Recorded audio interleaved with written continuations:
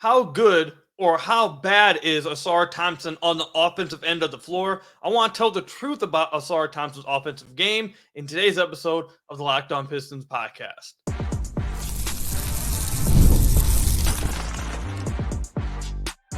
You are Locked On Pistons, your daily Detroit Pistons podcast, part of the Locked On Podcast Network, your team every day. What's the deal? Welcome back to another episode of the Locked On Pistons podcast. Per usual, I'm your host, Ku Cahill. You can find me over on Twitter at Ku Cahill. I want to thank you guys for making Locked On Pistons your first listen of every single day. We're free and available on all your podcast platforms. If you haven't already, head to the YouTube channel, hit that subscribe button, or leave us a 5-star review on whatever podcast platform you're listening to this on. There's another great way to support the podcast. And today's episode is brought to you by Game Time. Download the Game Time app, create an account, and use code LOCKEDONNBA for $20 off your first purchase. Terms apply. You'll hear more about Game Time a little bit later. Later on the podcast as well, I want to talk about some takeaways from watching these NBA playoffs that you can apply to the Detroit Pistons. We've done that once already. We'll probably do it one more time in the NBA Finals. I feel like watching the playoffs, you can take two routes. You can just ignore any Pistons connection and just try and enjoy good basketball after being tortured all season. I completely get that route. Or you could take the route of watching the playoffs and try and figure out how to apply this to the Pistons' current situation. So we're going to do that on today's episode. And also, I want to talk about the trade that never was. It's starting to circulate around. Wojnarowski started talking about it a little bit today. So I just want to talk about it, just briefly hit on it real quick. But we're going to start off talking about Assar Thompson on the offensive end of the floor. But before we get into that, I do want to say this. One, we are probably 2 days, I'd say, 2 days away from our first NBA draft prospect episode. I don't feel comfortable talking about it yet. I want to watch more games. But we're probably 2 days away from that, so stay tuned. And second of all, how many of you guys watched that Denver Nuggets game yesterday or 2 days ago? By the time you guys listen to this, probably the 14th. Nikola Jokic is just that third quarter he played might be the greatest quarter I've ever seen a player play in my life. It felt like he played perfect. I didn't get much sleep because I stayed up late to watch it, but man, was it worth it. That dude is crazy. But anyways, let me know what you guys' thoughts on the playoffs. But anyways, let's talk about Assar Thompson offensively. So the reason why I wanted to talk about this is because I saw some discussion in the Pistons community about Assar Thompson, where is he at offensively? And I've listened to some people nationally talk about Assar Thompson offensively on some podcasts, and I pretty much disagree with a lot of what's said about Assar nationally when it comes to his offensive, the offensive side of the ball. So I just wanted to give what I believe is the flat out truth of Assar Thompson offensively. So the first place that everyone's going to want to go to is his outside shot. And the flat out truth to that is he's not a good shooter. Quite frankly, he's a terrible shooter. This past year, he shot 18% from deep. Quite literally, he is a terrible shooter. Now, he shot a little bit better after the All-Star break, but still was a bad shooter. He is a bad outside shooter. There's no denying that. There is no hiding that. Absolutely terrible outside shooter right now after his rookie season. And it doesn't help that he's not that great of a free throw shooter either. 59.7% from the free throw line. So when it comes to shooting the basketball right now, he is not good at it at all. He is bad at it. My problem is that a lot of times people just look at that and that's all that it is to the offensive end of the floor. And I understand why that's the case. So if your offensive system is going to be spot Assar up, and he's taking, how many threes did he take a game this year? Let me pull that up.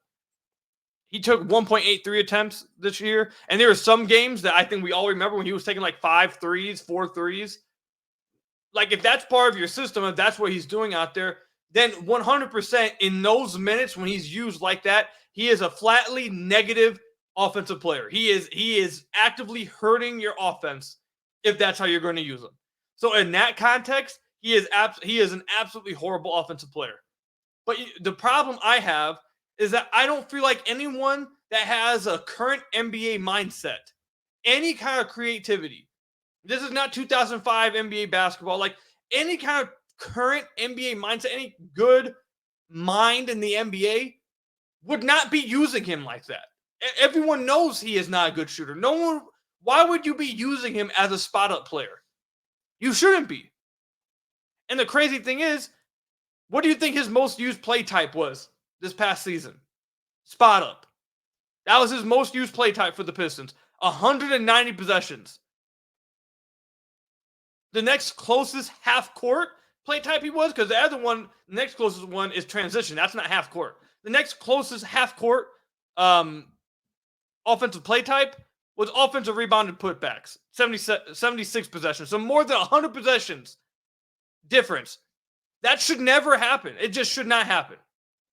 So do I believe the way Assar Thompson was used most of the time with the Detroit Pistons offensively? Do I think it was smart? No, I think it was quite stupid. I don't think it was very smart at all. It doesn't make any sense to me. So when you use him in that context, yes, he is flatly a terrible offensive player. But if you use him how he should be used, he has talent on the offensive end. He has actual NBA plus skills on the offensive end of the floor. He has tools that you should be utilizing within your offense that will make your offense better. The Pistons just rarely did it. Rarely did they use these. And for the life of me, I don't understand it.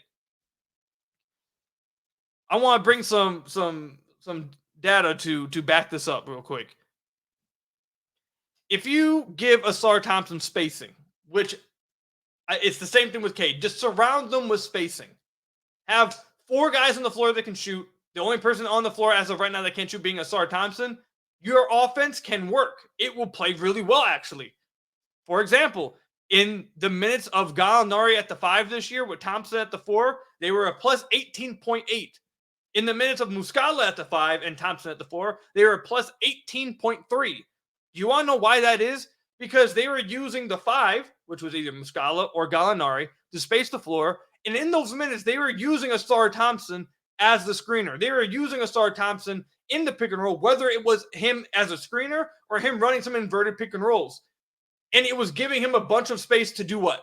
To use his elite athleticism to get to the rim. I think he's probably like around a 99th percentile athlete. He is one of the best athletes in the entire NBA. Along with that, it's not just athleticism. Along with that, he is a really good passer and he reads the game very quickly, especially going downhill. If he is going downhill in the pick and roll, let's say they put 2 on ball versus Cade. Okay, where's my God, I don't have my handy dandy notebook. I was going to write down the play I'm talking about. But you run a pick and roll, 2 on ball on Cade, and then he dishes it to Assar Thompson rolling to the rim. In that short roll situation, Assar Thompson can kill. And he did in those minutes because he's such a good passer and such a quick reader that he can make the pass to the opposite corner. He can make the pass to the dunker spot. He can make the pass to a cutting player, or he can just dunk on somebody. Like, all those options are available to him because of how good of a passer he is, because of how good of a decision maker he is, how quickly he reads the game, and because, like I said, he's a good finisher. This past year, Synergy has him ranked in the 71st percentile as a finisher. As a rookie, he was a pretty good finisher. He has nice touch around the rim.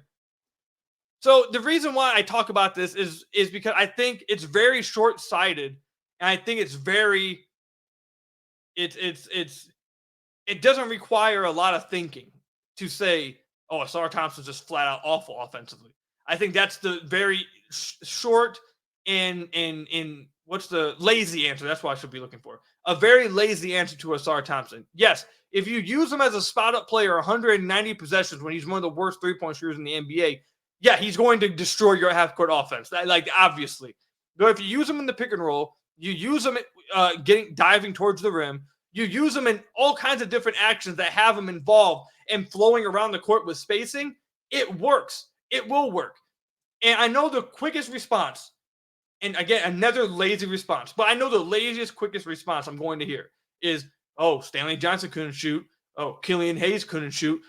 The difference between those guys and Assar Thompson is Assar Thompson actually has plus NBA skills on the offensive end of the floor. Stanley Johnson was a negative athlete. Stanley Johnson couldn't shoot. Stanley Johnson couldn't finish at the rim. Killian Hayes could not shoot. He was a negative NBA athlete, and he couldn't finish around the rim. The difference about Assar Thompson, he is one of the best athletes in the entire NBA. I'm sure he probably would want to argue that he is the best athlete. I wouldn't hate him for doing it. He is a really good finisher. He's a really good passer, and he makes reads very quickly. The only thing that Assar Thompson cannot do on the offensive end of the floor right now that's actively a big hindrance to his game is the outside shot. And if you scheme, if he is a part of your core, if he is one of the main parts of your core that you want on the floor, you should be constructing lineups that doesn't have him spotting up. I don't see how this is hard to do. So do I agree, basically to wrap this all up, do I agree that Assar Thompson is a bad offensive player? No, I don't. I think he's a bad shooter. I do think that. I think he is a bad shooter. But I think he's a good play finisher. I think he's a good pick and roll guy. I think he's a good passer. I think he's a good finisher. I think he's a quick read guy. I think he makes the right plays. I think he's a really good offensive rebounder for his position. I think he's a good cutter too. All those things are a part of offense. It's not just shooting. When you're matched with Killian Hayes, Isaiah Stewart, and Jalen Duren, yeah, then your shooting is going to be magnified. But when you actually have a lineup that allows you to have space and actually puts you in a position to do the things you do well, I guarantee you, for me, I wouldn't even want Assar taking 1+3 a game next year. I wouldn't care if he wasn't even doing that, unless he's improved at it, where he's not 18% three-point shooter. I wouldn't care if he's just not taking threes. That wouldn't matter to me, because that's not what you need from him. That's not what he's bringing to your offense. What he's bringing to your offense is cutting ability, playmaking ability, finishing ability, athletic ability, quick reads, making the right play, converging the defense on his dive to the rim because of how explosive he is. That's all the things he brings to a half-court offense. You just actually have to utilize it. You actually have to use that. He is not a player you can just throw out on the court and say, spot up, make something happen. Okay, then he's going to be a negative offensively. But that's what NBA coaches are for. You shouldn't, if you can't do that, you shouldn't be immediately cast as a negative offensive player. The point of coaches is to put your players in the best position possible. And the fact that we had to wait till February to start to see him be used in any kind of pick and roll, and the fact that his most used play type by more than 100 possessions is spot up shooting is crazy. It's absolutely insanity that is the case. I can't fathom the fact that was actually the case. So to wrap it up, if you use Assar Thompson, I used him last year, yes, he will be an active hindrance to your offense. If you use him to his strengths that he actually has that are plus NBA skills, he won't be. He'll actually be a positive to your offense. That's my argument. That's where I stand here. Let me know what you guys think. Comment section down below or over on Twitter at Kuka Hill. When we come back, what are my takeaways from the playoffs when applying my takeaways to the Detroit Pistons? We'll talk about that when we come back. This episode is brought to you by BetterHelp. Give online therapy a try at BetterHelp.com/LockedOnNBA and get on your way to being your best self. We all carry around different stressors, big or small. When we keep them bottled up, it can start to affect us negatively, especially the small ones. You let the small ones continue to sit inside, build it up, build it up, build it up. Eventually, it's going to be bigger than any singular one big thing you could be holding on to.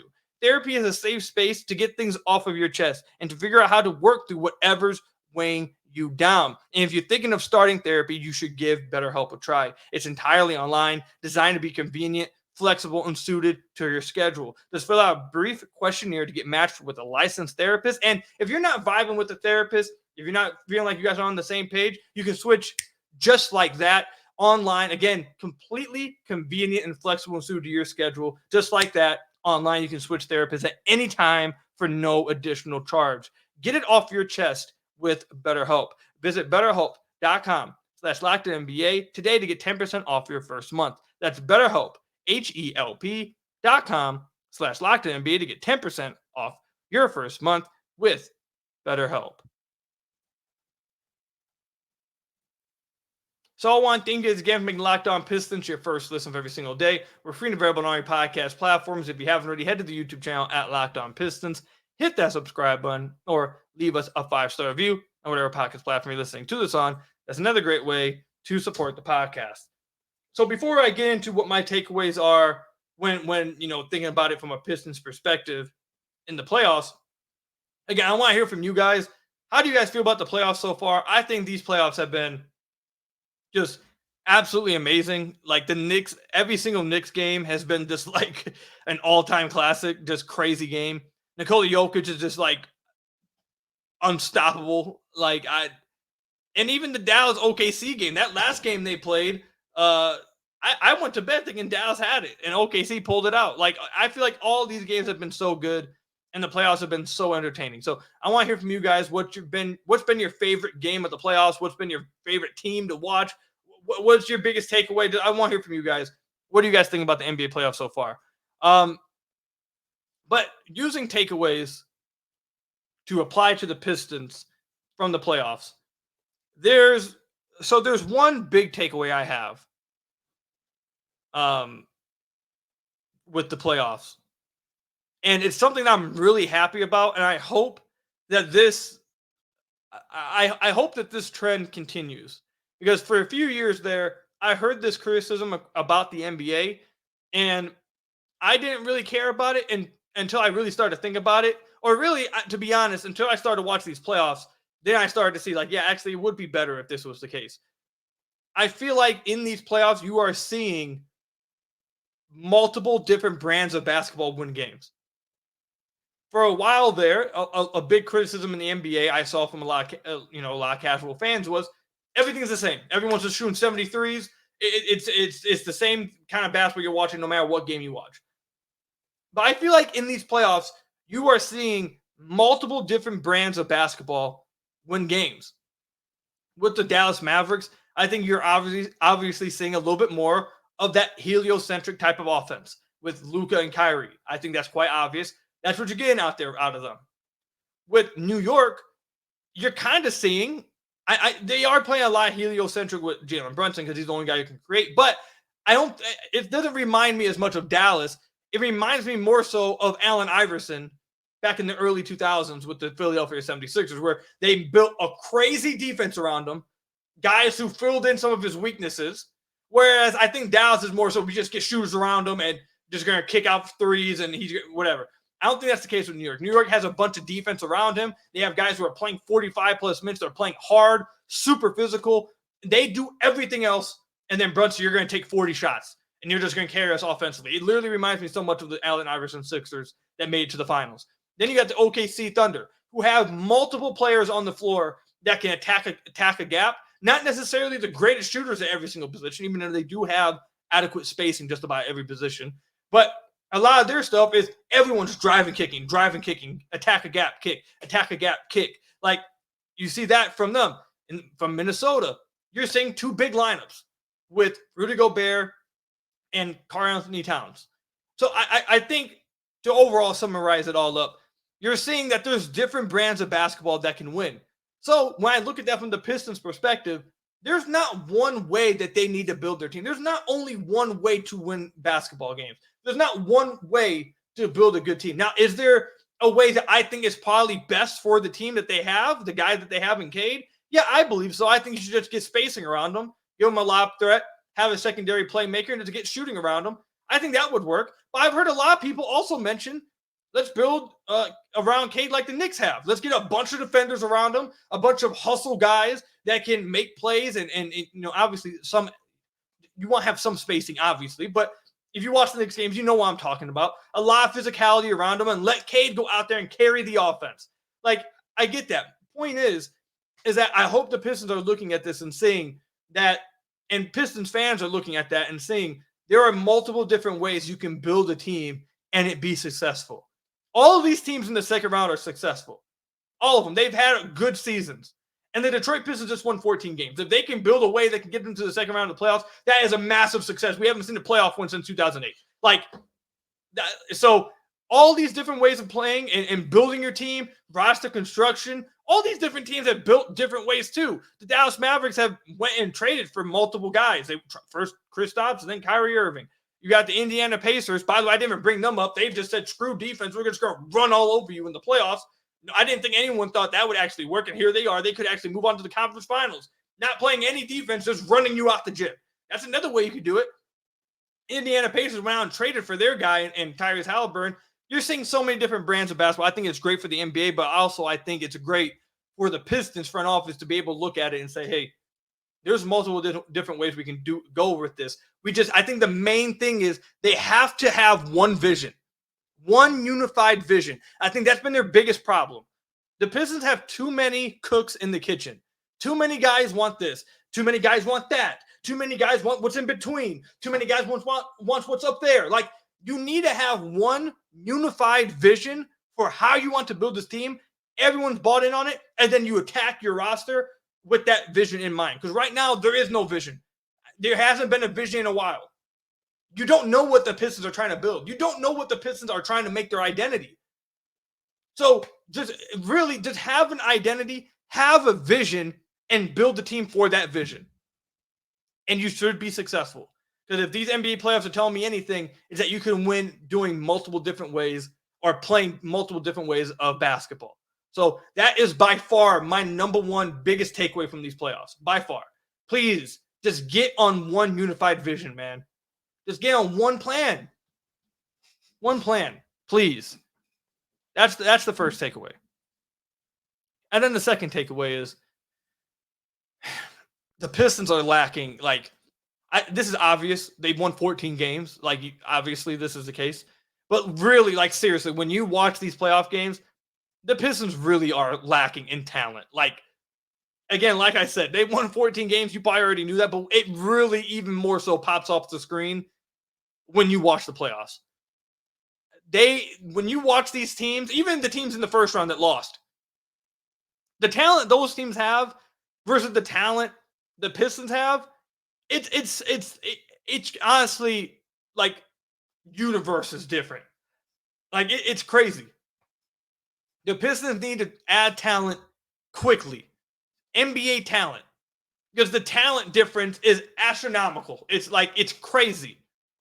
Not just on offense, not just when it comes to shooting and spacing, but also defensively. Also physicality-wise. Also hustle-wise. In every aspect of basketball, you're seeing, if you're watching from a Pistons perspective, you're saying, I find myself at least saying, at least 10 times during a game, I have never seen that in a Pistons game this year. I have not seen someone do that in a Pistons game this year. That's a first. I could not see that happen. It happens multiple times throughout a game. So the Pistons, if anyone wants a wake-up call for how badly the Pistons need to stop being so patient and just taking flyers on guys and go get NBA talent, just watch the NBA playoffs, and you will see quickly how astronomical the difference is in talent from the Pistons to a first-round playoff team. Not even the second round. This is simply a first-round playoff team. It's crazy difference. Absolute crazy difference. So those are my two biggest takeaways from the playoffs. I think my main takeaway, like I said, was the very first takeaway. I think it's it's not just a Pistons takeaway, even though that's what we're talking about, but I think it's an NBA takeaway for all teams. I'm happy that it's going this way. I think there's going to be multiple ways to build a team. And I think that is the main thing Pistons front office should be looking at this. Is that look at this. These teams did things differently, but they all agreed and all built with one view in mind, with one vision in mind, and we've been all over the place. The main thing we got to do, we got to clean house, and we got to get on one page and build one vision and build to it. That should be the biggest takeaway anyone has for the Pistons from these playoffs. So let me know what you guys think.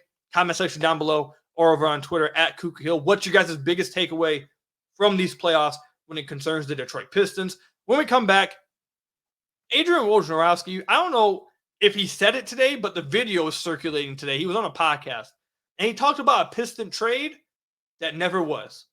We'll talk about that when we come back.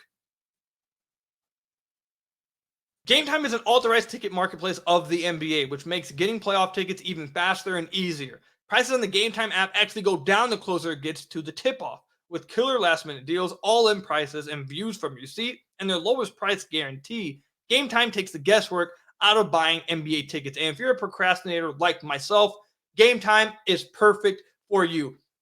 If I purchase tickets, I always wait till the last second. I wait till the last second with all of it. And I end up getting bad seats. I end up having to pay more for tickets. But that's not the case with Game Time. You're having last-minute deals all the way up until the last second of your event, whether it be a sports event, concert, comedy, theater, anything. Game Time is for procrastinators like me out there. They have a lowest price guarantee. Game Time will credit you 110% of the difference. Seat views, you can see your views from your seat already in the app. So you're not getting into the game surprised about what your seat looks like. No, you can see it right from the app before you purchase your tickets. So download the Game Time app, create an account, and use code LOCKEDON NHL for $20 off your first purchase. Terms apply. Again, create an account and redeem code LOCKEDON NHL for $20 off. Download Game Time today. Last minute tickets, lowest price, guaranteed with Game Time. So I want to thank you guys again for making Locked On Pistons your first listen of every single day. Free and available on all your podcast platforms. If you haven't already, head to the YouTube channel at Locked On Pistons. Hit that subscribe button or leave us a 5-star review on whatever podcast platform you're listening to this on. That's another great way to support the podcast. So I'm just like, I'm at work, bored, just scrolling Twitter. And I see the Pistons community tweeting out this video of Woj on a podcast. And he's talking about the trade that never was. And I'm sure a lot of you guys know this trade already. I think a lot of Pistons fans may know this already. But maybe there's some younger Pistons fans around my age or younger that never even heard of this. So apparently back in, I believe he said 2007, the Pistons had a deal in place for the late, great Kobe Bryant to come join the Detroit Pistons. The Pistons were going to send Tayshaun Prince, Richard Hamilton, and a bunch of draft picks to the Lakers for Kobe Bryant. And apparently the deal was agreed upon from the Lakers side, from the Pistons side. Because remember, that was around the time when Kobe had asked out. He had asked for a trade from the Lakers.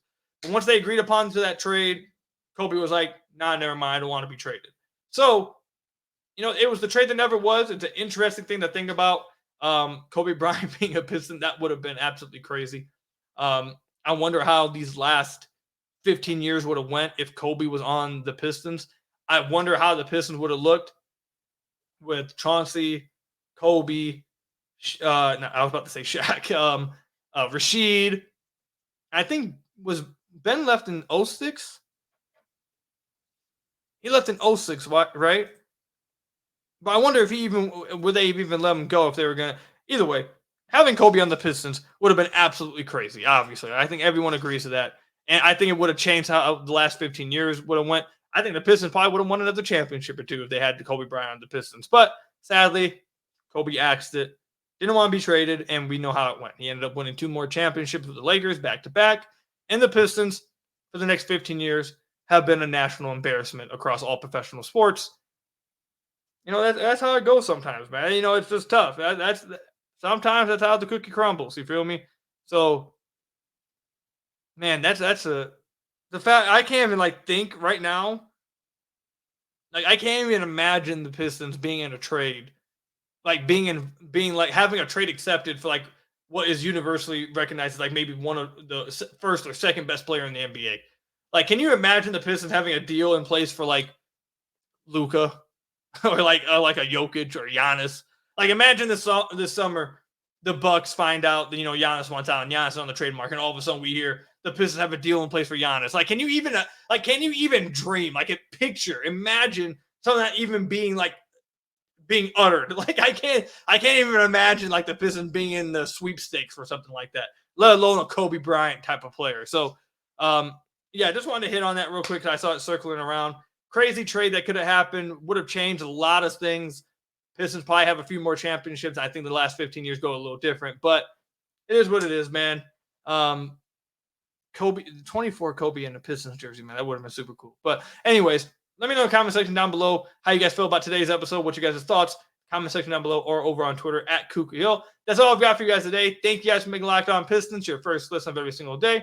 Free and available on all your podcast platforms. Hit that subscribe button at the YouTube channel. Leave us a 5-star review on whatever podcast platform you're listening to this on. And until next time, I'll see you guys later. Stay safe out there. Until next time, peace out.